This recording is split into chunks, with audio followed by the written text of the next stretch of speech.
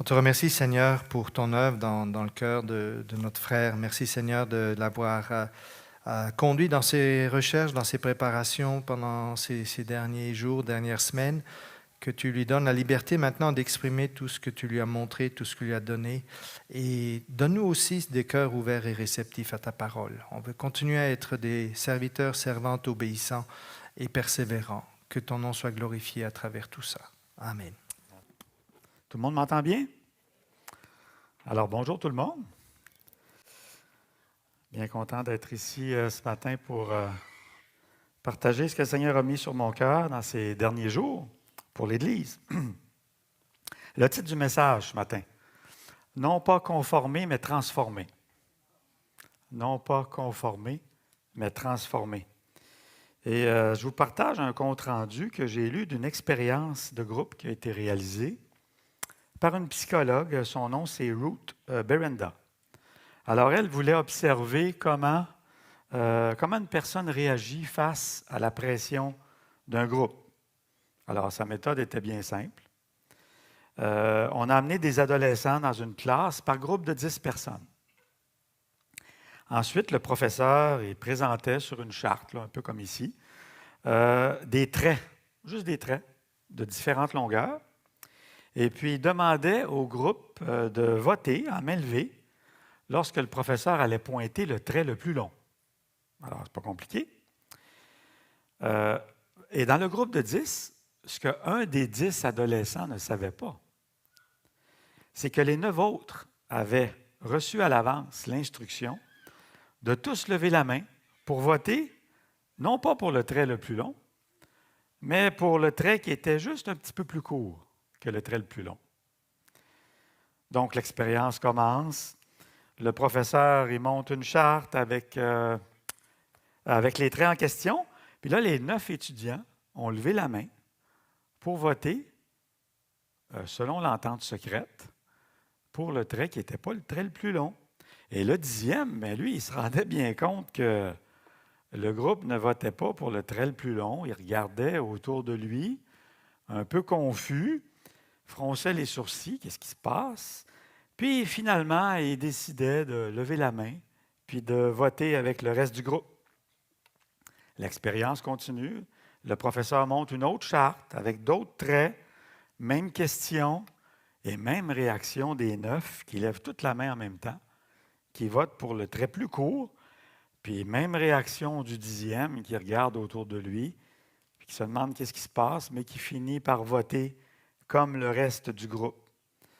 Alors, ce 10e adolescent-là, dans l'expérience, il préférait voter pour ce qu'il savait ne pas être la réalité, parce qu'il n'avait pas le courage de faire face au groupe. Et là, cette conformité au groupe-là, elle s'est produite dans l'expérience. Il y a plusieurs groupes de 10 étudiants qui ont été amenés. Elle s'est produite à peu près pour environ 75% des personnes. Et c'était vrai, le même constat, que ce soit des enfants du primaire ou des jeunes du secondaire, c'était le même constat. La pression pour être comme le groupe l'emportait le plus souvent.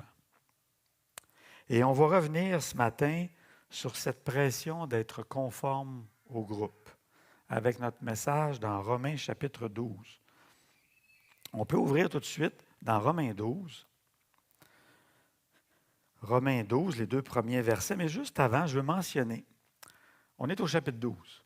Il y a eu 11 chapitres avant, où l'apôtre Paul, si vous ne les avez jamais lus, lisez-les, l'apôtre Paul brosse un tableau extraordinaire de la justice de Dieu.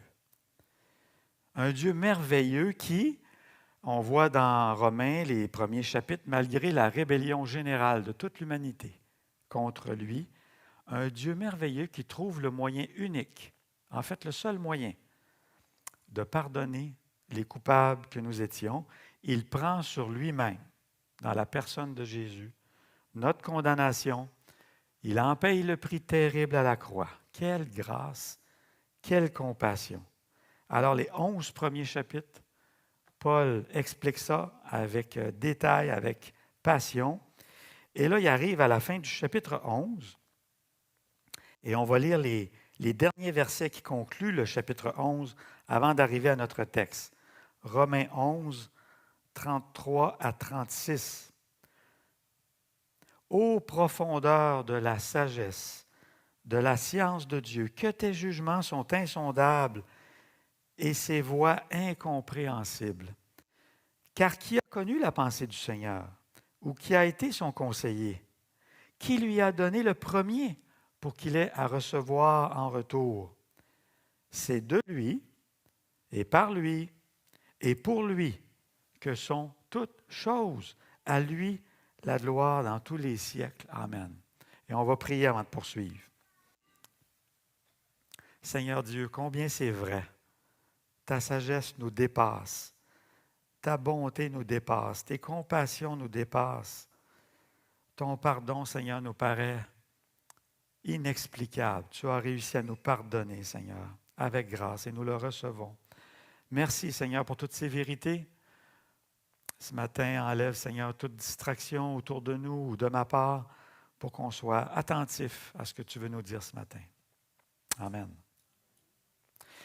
Et donc, on arrive à notre chapitre 12, verset 1. Et là, on peut se poser la question, que faire maintenant? Si on suit le cheminement de pensée de Paul, qui vient de parcourir 11 chapitres, on a reçu le pardon complet de Dieu. Comment vivre maintenant? Quelle est la volonté de Dieu pour notre vie? Ah, ça, c'est une grande question qu'on entend souvent et qui demeure bien pertinente d'ailleurs. Et lorsqu'on considère l'Épître aux Romains, on remarque un genre de canevas que l'apôtre Paul utilise tout le temps dans ses épîtres. Ce canevas-là est bien simple. Il commence par expliquer des grandes vérités théologiques, les vérités de Dieu, en long et en large dans l'Épître aux Romains. Et ensuite, après avoir expliqué les vérités, il arrive au point de dire comment on applique ça dans nos vies maintenant. Et on arrive au chapitre 12 avec cette mise en pratique-là. On aime bien avoir des enseignements pratiques de la parole de Dieu. Hein? Juste de la théologie. Des fois, ça nous dépasse. On est un peu confus, un peu perdu. Et puis, on trouve ça, demain matin, je vais vivre ça comment, ces belles vérités-là? Et là, on a la réponse de la parole de Dieu, de l'apôtre Paul, dans Romains 12, sur comment vivre pratiquement ces vérités-là. Donc, commençons, Romains 12, verset 1. Et on lit. « Je vous exhorte donc, frères, par les compassions de Dieu, à offrir vos corps comme un sacrifice saint, comme un sacrifice vivant, saint, agréable à Dieu, ce qui sera de votre part un culte raisonnable. » Arrêtons ici. C'est très, très dense, là, ce que Paul nous dit ici. D'abord, remarquons qu'il dit frères. Donc, il s'adresse, ses lecteurs sont des frères dans la foi, donc des gens qui sont chrétiens, nés de nouveau, enfants de Dieu, qui ont reçu la grâce que Paul a décrite dans les 11 premiers chapitres. Donc, il y a le mot frère, il s'adresse aux chrétiens. Un autre mot très important ici, qui a l'air de rien, c'est donc. Je vous exhorte donc. Qu'est-ce que ça veut dire donc? Bien simplement, ça fait le lien avec ce que Paul a dit juste avant. De ça va découler ce qu'il va dire juste après. Il y a un grand lien entre les deux. C'est pour ça qu'il dit donc. C'est donc dire que toutes les compassions de Dieu qu'il a décrites vont nous mener à cette exhortation très, très pratique-là. Et c'est important aussi de voir que tout a commencé avec l'amour de Dieu. Tout a commencé avec l'amour de Dieu pour nous. C'est ça le point de départ. Alors, que faire? Que faire quand on a bénéficié des compassions de Dieu, quand on a reçu de Dieu le cadeau de la vie éternelle qu'on ne mérite pas? Que faire? Est-ce qu'on va partir à l'étranger comme missionnaire pour annoncer l'Évangile? Est-ce qu'on va suivre une formation théologique dans une école biblique? Est-ce qu'on va mettre sur pied un projet de bienfaisance pour aider les démunis? Ou encore, on va déménager ailleurs pour quitter cette société-là corrompue sans Dieu? Que faire? Paul répond à cette question-là ici. Et il commence avec quelque chose de très simple, mais très profond en même temps. Qu'est-ce qu'on lit? Je vous exhorte donc à offrir vos corps comme un sacrifice vivant, saint, agréable à Dieu. Un sacrifice? D'autres, quand on entend ça, il y a toutes sortes d'images qui nous viennent à l'idée. Bien, d'abord, ce n'est pas un sacrifice méritoire. Paul vient de prendre 11 chapitres pour expliquer que c'est Jésus qui a tout payé à la croix. Donc, ce n'est pas un sacrifice méritoire dont il parle ici.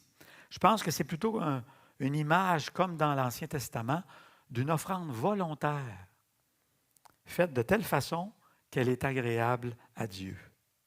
Sacrifice aussi évoque l'idée de renoncement. Renoncer à quelque chose en vue d'un résultat de beaucoup meilleur. Un peu comme dans l'expression, si on disait, vous avez une journée de congé, puis vous dites, ben j'ai sacrifié ma journée de congé pour aller prendre soin de ma grand-mère. Un peu cette idée-là.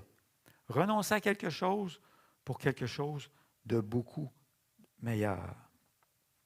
Alors, Paul ici parle du sacrifice de notre corps. Et donc, ça inclut tous nos membres. Les bras, les mains, les jambes, les pieds, les oreilles, la bouche. En fait, toute notre personne, c'est-à-dire nos pensées, notre intelligence, nos émotions, notre volonté. Dieu veut ça. On pourrait bien se poser la question, pourquoi Dieu voudrait nos corps? D'ailleurs, nos corps vieillissent. On a toutes sortes de reproches à faire à nos corps, mais Paul nous répond à cette question-là quelques pages avant, si vous voulez juste tourner quelques pages avant, au chapitre 6. Il nous dit pourquoi offrir nos corps à Dieu. Romains 6, 13, je vais vous le lire. Ne livrez pas vos membres au péché comme des instruments d'iniquité, mais donnez-vous vous-même à Dieu comme étant vivants de mort que vous étiez, et offrez à Dieu vos membres comme des instruments de justice. Quelle merveilleuse parole. Paul il dit ici à ses lecteurs romains, avant que vous soyez chrétiens, avant, votre corps servait à toutes sortes de mal, toutes sortes d'injustices. On n'a pas besoin de les nommer. Souvenez-vous de votre ancienne vie. Et Paul dit maintenant, Dieu veut manifester sa justice dans ce monde en utilisant notre corps vivant pour que lui soit glorifié. Vivant, ça veut dire aussi disponible, prêt à agir selon ce que Dieu indiquera. Pas un sacrifice qui est mort, qui est inerte, qui ne peut rien faire. Pour ça que ce sacrifice est vivant. Et Paul dit aussi que ce sacrifice-là, un deuxième qualificatif, il est saint. Alors, saint ne veut pas dire parfait. On voit ça dans la parole de Dieu. Saint veut d'abord dire mis à part. Mis à part, mis de côté pour Dieu. Dieu est celui pour qui on offre ce sacrifice. Et la troisième qualité de ce sacrifice-là, importante aussi, c'est qu'il est agréable. Certainement agréable à Dieu, parce que ce sacrifice volontaire-là que l'on fait de nos corps, il correspond très bien au caractère bon et généreux de Dieu. Et ensuite, à la fin du verset 1, Paul dit quelque chose d'un peu surprenant concernant cette offrande de nos corps-là. La fin du verset 1 dit que d'offrir ainsi nos corps, c'est un culte raisonnable. Drôle de mot, ça, raisonnable. On n'a pas habituellement, on ne voit pas ça souvent dans nos langages, qu'on dirait, de la parole de Dieu, mais il est là. Et le mot qui est là dans le langage original, vous verrez dans la version Darby, par exemple, ou d'autres, c'est le mot grec qui est de la même famille que logique. C'est étonnant. Paul dit, si vous faites ça, dans votre vie pratique de tous les jours, c'est un culte logique. C'est logique que vous offrez vos corps à Dieu de cette façon. Alors, pourquoi logique? On pourrait se demander, si Dieu ne nous l'avait pas révélé, franchement, qu'est-ce qu'on peut lui offrir? Il possède tout. Il possède tout. Même notre propre vie, il l'a payé chèrement à la croix, il nous a rachetés, il nous a libérés. Qu'est-ce qu'on peut lui offrir? Mais Dieu nous le révèle ici. Ce qui est raisonnable, logique pour nous de lui offrir, c'est simplement ceci, en étant profondément reconnaissant pour un si grand salut, en étant motivé par l'amour pour le Seigneur, ce Sauveur, en étant habité par un désir intérieur, il faut que ça vienne de l'intérieur, pas une pression extérieure, on lui offre notre corps et on suit ce merveilleux berger qui est Jésus. Quand il disait de lui-même, « Le berger appelle par leur nom les brebis qui lui appartiennent, il marche devant elles, et les brebis le suivent. Pourquoi? Mais parce qu'elles connaissent sa voix. » Voilà un culte qui est raisonnable de notre part. C'est très pratique. C'est le premier pas. Le premier pas de la mise en pratique de la vie chrétienne, c'est ceci: offrir nos corps vivants. L'as-tu fait? L'as-tu déjà fait? Et Paul va poursuivre ensuite. On arrive au verset 2 avec un aspect, on pourrait dire, négatif de notre part. Ensuite, un aspect positif qui va suivre. Et on les trouve tous les deux au 2e verset. Alors, lisons. « Ne vous conformez pas au siècle présent, mais soyez transformés par le renouvellement de l'intelligence. » Ne pas se conformer au siècle présent. Ne pas se conformer, ça veut dire ne pas se laisser modeler dans le moule. Et pour modeler quelque chose, vous le savez, si vous avez déjà travaillé avec certains matériaux, ça prend de la pression. Si on veut modeler, ça prend de la pression, un peu comme dans notre exemple de l'expérience du début, avec le groupe de 10.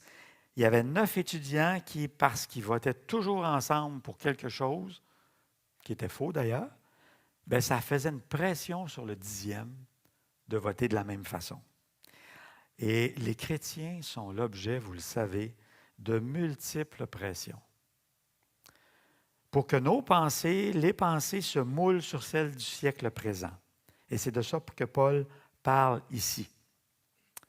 Avez-vous remarqué que lorsqu'on est laissé à nous-mêmes, on ne va pas dériver naturellement pour être de plus en plus proche de Dieu? Pas ça qui se passe. Laissé à nous-mêmes, on va dériver naturellement pour être de plus en plus loin de Dieu, malheureusement. La parole exprime ça. J'ai choisi un verset dans Hébreux 12, 1 qui dit, pas besoin de tourner, « Le péché nous enveloppe si facilement. » Français courant traduit ça, ce texte-là, « Le péché qui s'accroche si facilement. » Il est accroché. On veut l'enlever, puis... mais il n'est pas après notre corps, hein? Ça commence dans les pensées. Et ce processus d'être enveloppé facilement par le péché, comme je viens de le dire, ça commence dans nos pensées, puis de façon subtile, c'est accentué par la pression que l'on subit de la part du siècle présent. Et là, parlons-en du siècle présent. Ça, c'est une drôle d'expression un peu aussi. Dans la parole de Dieu, c'est très simple. Le siècle présent, ça désigne tout le système du monde qui considère la vie sans Dieu. C'est ça, le siècle représente. Donc, c'est un ensemble de croyances de base, une vision du monde, on pourrait dire, dans lequel Dieu est inexistant, ou au mieux, Dieu est absent. Il est ailleurs, il n'est pas là, il est occupé, il n'est pas là. Alors, ce système du monde-là, quelles sont ses valeurs? Elles sont très variées et j'en ai choisi pour ce matin 3 exemples de valeurs du système du monde. 3 croyances de base sont largement admises, sont tellement communes qu'on en vient nous-mêmes à la longue à ne pas les remarquer et avec le piège d'y adhérer nous-mêmes dans nos pensées. Alors j'en ai choisi 3. Le premier exemple de valeur du siècle présent auquel ne pas se conformer, je l'ai appelé « Suis ton cœur ». Et cette expression-là se présente avec toutes sortes de promesses attirantes. « Suis ton cœur », il a toujours raison. « Suis ton cœur ». Toi seul sais ce qui va te rendre heureux, pas les autres. « Suis ton cœur ». Sinon, tu augmentes les risques de le regretter. Ça ne va pas dans tes relations, ça ne va pas dans ton travail, ça ne va pas dans tes finances. Suis ton cœur. C'est simple. D'ailleurs, Dieu, s'il existe vraiment, comme tu dis, là, veut sûrement pas que tu sois malheureux dans ton couple, alors suis ton cœur. On l'entend partout, partout. Et remarquez même dans les reportages, les histoires vécues, les histoires vraies qu'on va ramener, valoriser, célébrer, c'est souvent des gens qui ont suivi leur cœur, surtout si leur entourage s'opposait à eux. C'est ça qu'on va célébrer, c'est ça qu'on va réaliser. D'ailleurs, en recherchant cette expression-là sur l'Internet, j'ai même trouvé à vendre une mayonnaise qui s'appelle « Follow your heart », « Suis ton cœur ». La mayonnaise! Semble-t-il que si tu mets ça dans tes sandwichs, on te promet que tout va bien aller. Tu vas être heureux, « Follow your heart ». Ça fait sourire, mais l'avertissement sérieux de Paul est de ne pas se conformer à cette croyance-là. Pourquoi? La Bible dit la vérité sur notre propre cœur. Il y a tellement de textes, je vais en mentionner quelques-uns, on n'a pas le temps de tout tourner. Proverbe 14, 12, et je vais le citer à la version Parole de vie, faire un peu différent de ce qu'on entend. Écoutez bien, Proverbe 14, 12. Quelqu'un peut penser que sa conduite est bonne, et pourtant, en fait, elle conduit à la mort. Ça, c'est la parole de Dieu qui dit ça. Dans Jérémie 17, 9, ça dit que notre cœur peut nous tromper nous-mêmes. Notre propre cœur peut nous tromper nous-mêmes, mais Dieu, lui, n'est pas trompé. Voici ce que ça dit. Le cœur est tortueux par-dessus tout et il est méchant. Qui peut le connaître? Moi, l'Éternel, j'éprouve le cœur.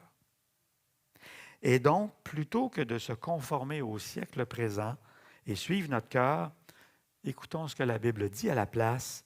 Proverbe 23, 26, « Donne-moi ton cœur, dit Dieu, et que tes yeux se plaisent dans mes voies. » Et vous savez quoi? Il y a une chose merveilleuse qui va se passer.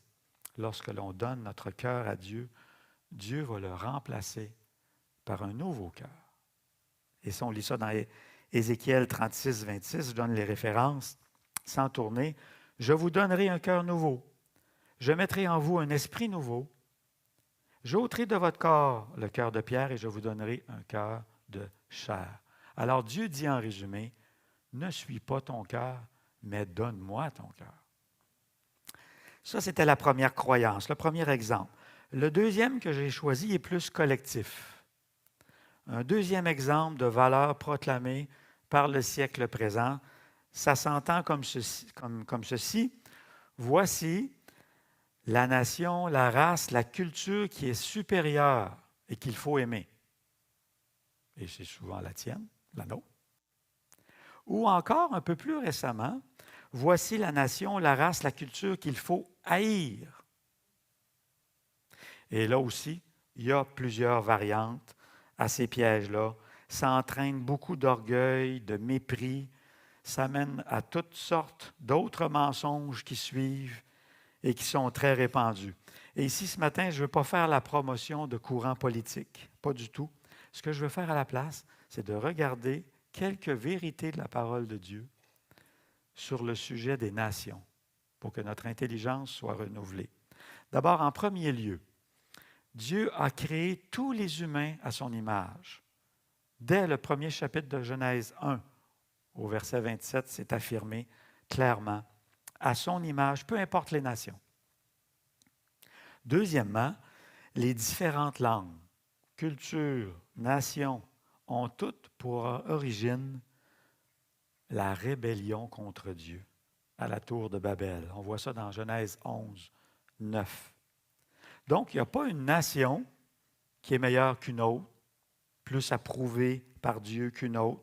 Elles ont, toutes les nations, au fond de leur cœur, le rejet fondamental de l'autorité de Dieu, du Dieu véritable. Et donc, toutes les méchancetés qu'on voit entre les êtres humains, ce n'est pas étonnant, on les retrouve globalement entre les nations. Les jalousies, les égoïsmes, les manipulations, les abus, les calomnies, les guerres, on les retrouve évidemment au niveau des nations. Et puisque Dieu a tant aimé le monde, qu'il a donné son Fils unique, Jean 3,16, les enfants de Dieu que nous sommes sont appelés à aimer ce monde et toutes les nations qu'il compose. D'ailleurs, Jésus a dit, après être ressuscité, il a dit à ses disciples avant de quitter, « Allez, faites de toutes les nations des disciples dans Matthieu 28. Et vous savez quoi? On va retrouver dans Apocalypse, tournons, Apocalypse 5, 9. Regardons ce texte-là ensemble. Une vérité merveilleuse qu'on voit dans Apocalypse 5, 9. On va retrouver au ciel des personnes rachetées de toutes les nations. Je vous lis le verset 9. Et il chantait un cantique nouveau en disant, tu es digne de prendre le livre et d'en ouvrir les sceaux, car tu as été immolé et tu as racheté pour Dieu, par ton sang, des hommes de toute tribu, de toute langue, de tout peuple et de toute nation. Quelle œuvre merveilleuse de Dieu. Même rendu au ciel, dans l'éternité, on verra là de toutes les nations.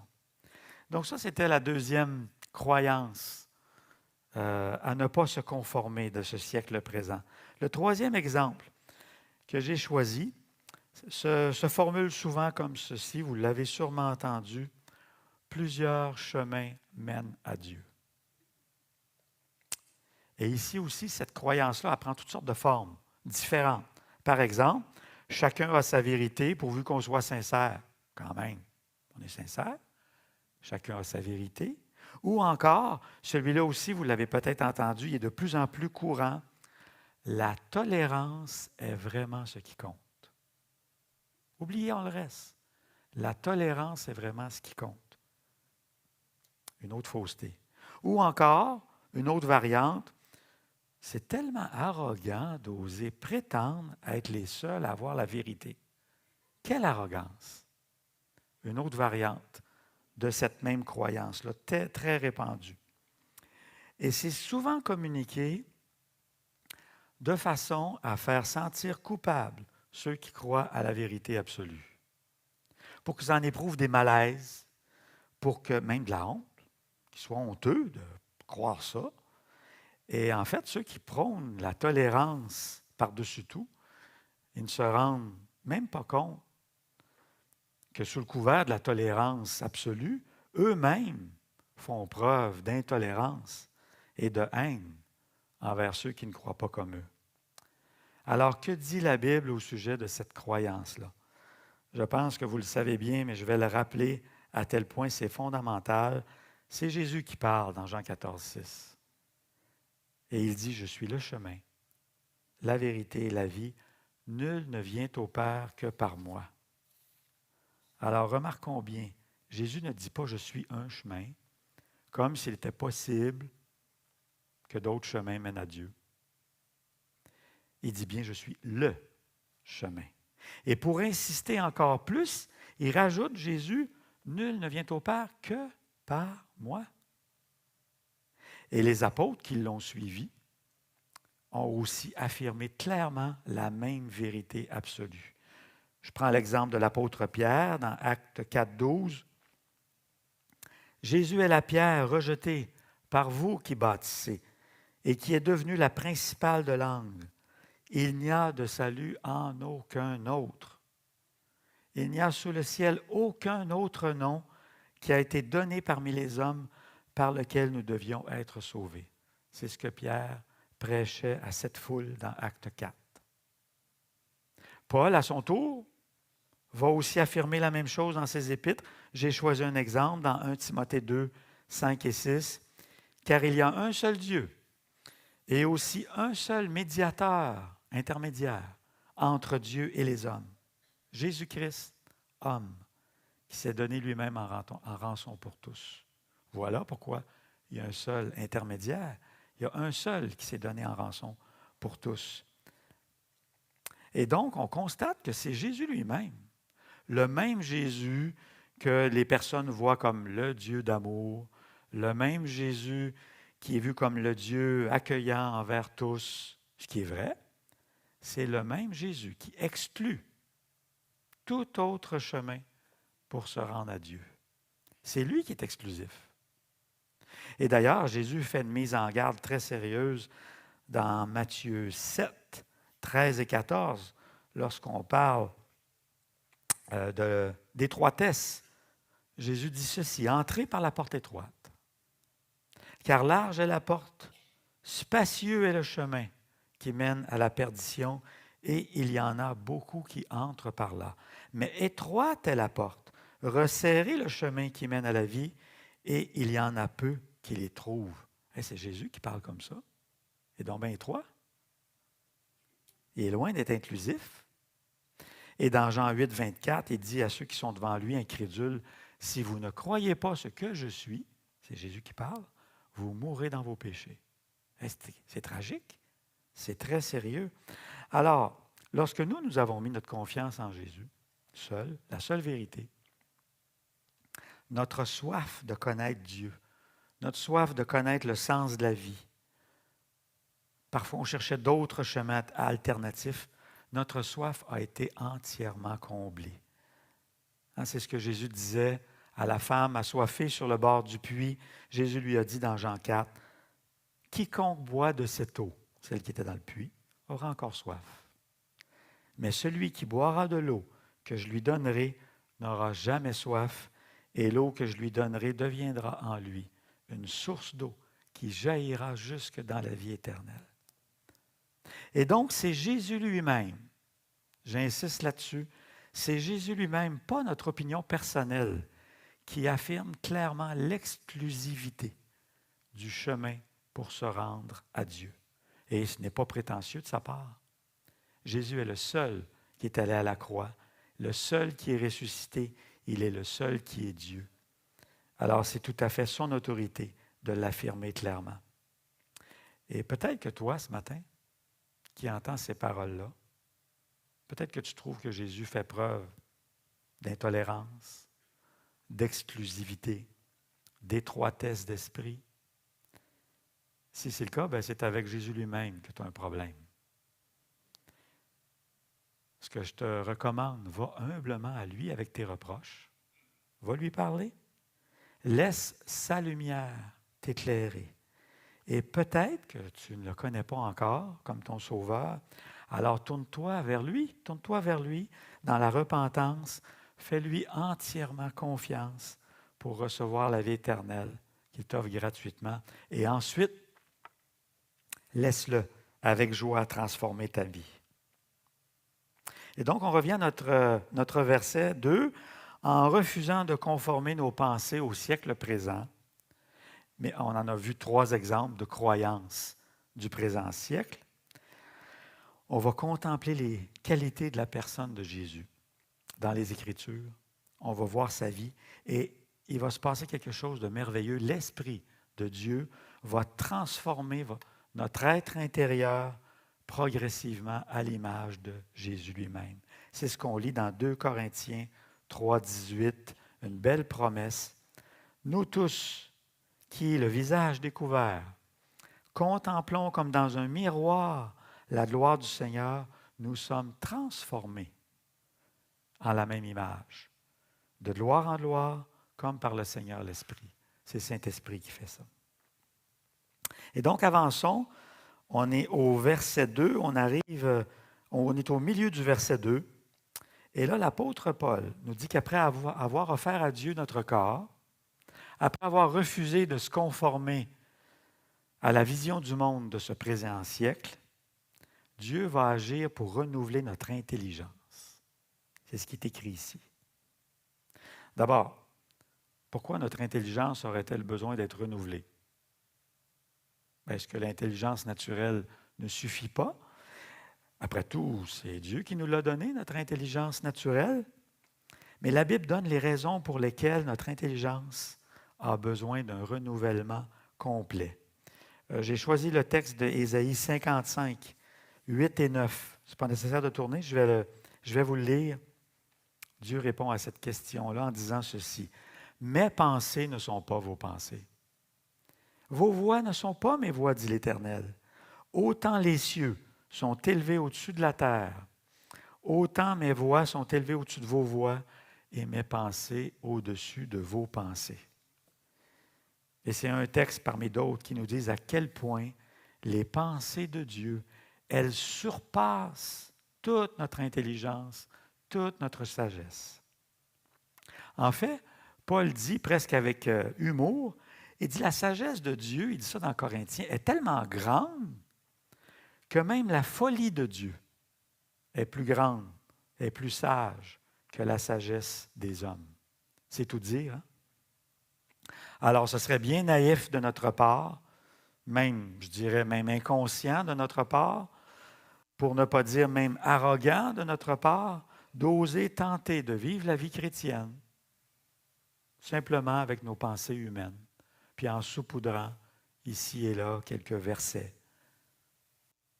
Ce serait bien tragique. C'est ignorer à quel point la chair, en nous, elle peut travailler et lutter pour ses convoitises, et c'est aussi ignorer à quel point le système du monde autour de nous cherche, comme on l'a vu au début, à nous influencer par des ruses et des mensonges subtils.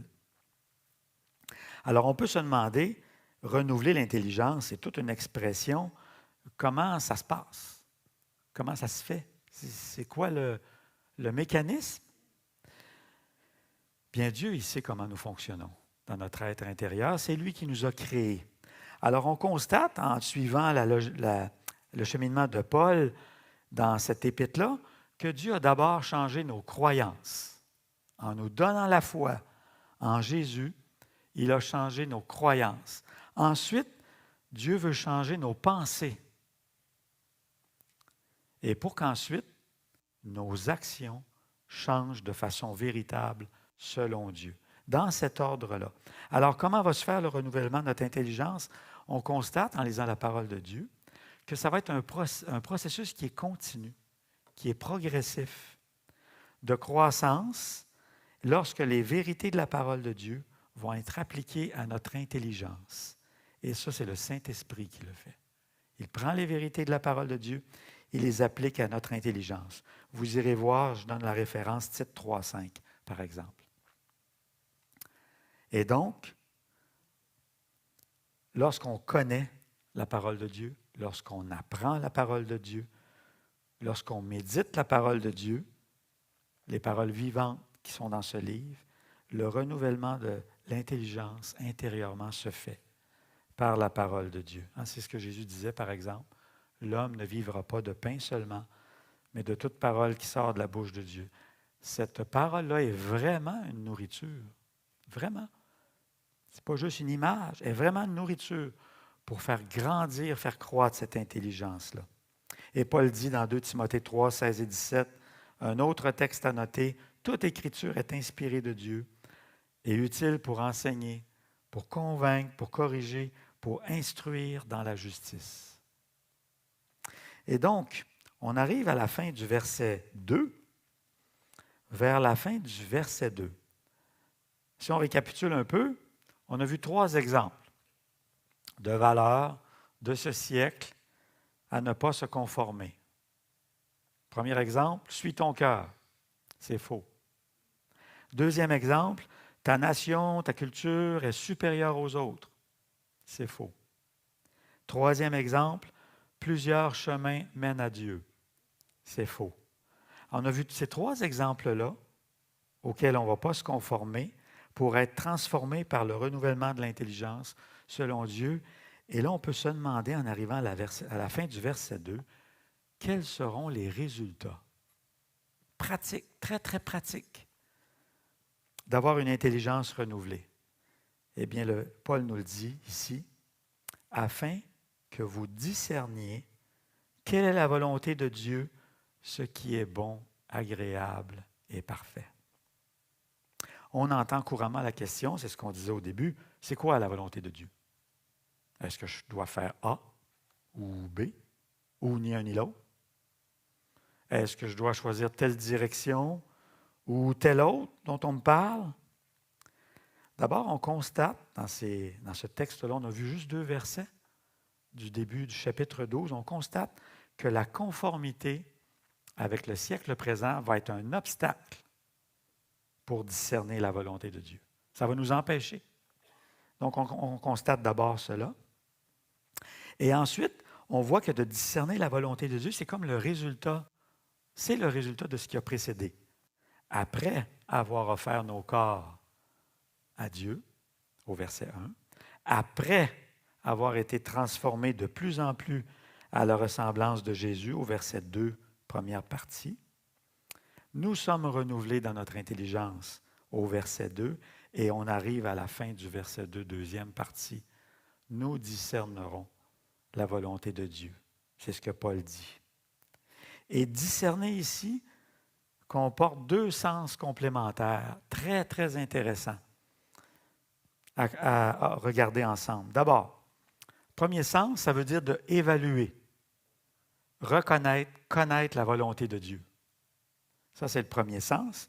Et le deuxième sens, auquel parfois on pense moins, c'est aussi de tester, d'éprouver, d'approuver la valeur de quelque chose.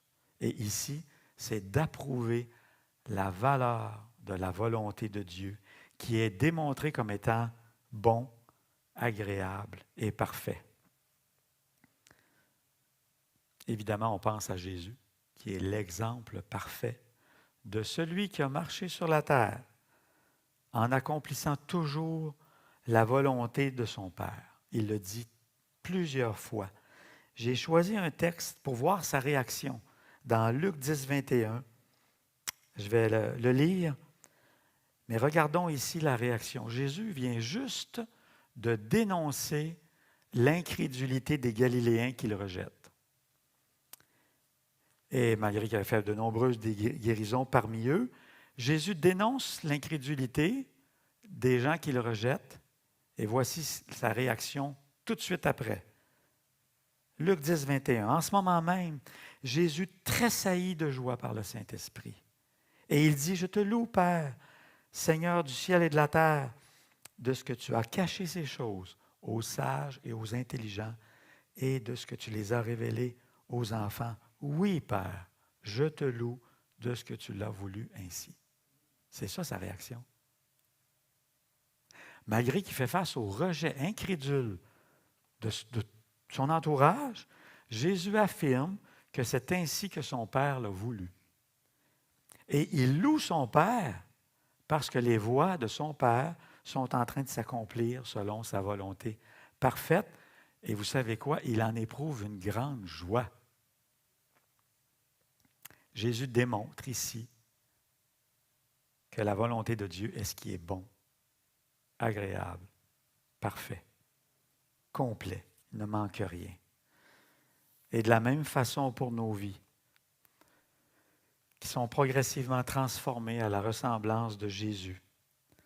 Après, à notre tour, avoir donné à Dieu toute notre personne, notre corps, notre intelligence, notre volonté, Dieu accomplit un travail merveilleux. Il se passe que notre ancienne intelligence, celle que l'on utilisait pour évaluer, pour valoriser, pour chérir les voies de ce monde, eh bien, cette ancienne intelligence-là finit par mourir et Dieu la remplace par une intelligence qui valorise et qui chérit les voies de Dieu.